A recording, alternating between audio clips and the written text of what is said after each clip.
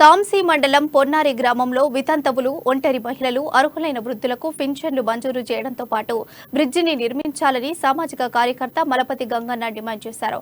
ఆదిలాబాద్ జిల్లా కేంద్రంలోని press club లో ఏర్పాటు చేసిన మీడియా సమావేశంలో గ్రామస్తులతో కలిసి ఆయన మాట్లాడారు. దశాబ్దాలు గడిచిపోతున్న గ్రామంలో చాలా మందికి ఇప్పటి వరకు కూడా పింఛన్లు రాకపోవడం లేదని మలపతి గంగన్న అన్నారు.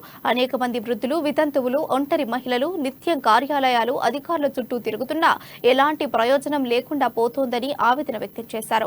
వెంటనే ప్రభుత్వం అధికార యంత్రాంగం స్పందించి పింఛన్లు మంజూరయ్యేలా తగు చర్యలు తీసుకోవాలన్నారు. అటు బ్రిడ్జి నిర్మాణం చేపట్టి రవాణా ఇబ్బందులు దూరం చేయాలని పేర్కొన్నారు.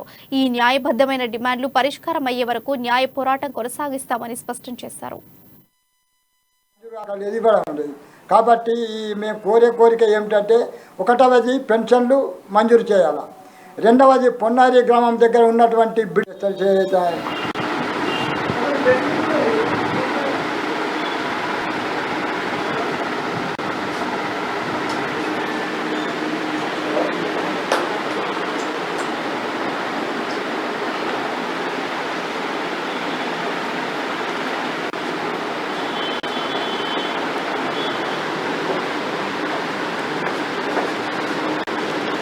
గౌరవ జిల్లా ప్రభుత్వ అధికారులకు విన్నవించి మనవి చేయనది ఏమనగా, కొన్ని దశాబ్దాల నుండి 1933 పుట్టినటువంటి అప్పటి నుంచి ఇప్పటి వరకు వాళ్ళకు ఓల్డేజ్ పెన్షన్లు లేదు, వితంతు పెన్షన్లు లేవు.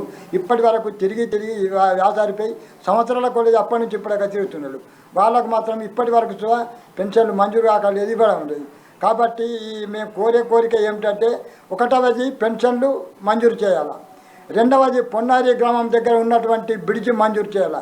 ఈ రెండు కోరికలు నెరవేర్చి ఇస్తారని ప్రభుత్వానికి, ప్రజానాయకులకు విజ్ఞప్తి తెలియజేస్తున్నాం.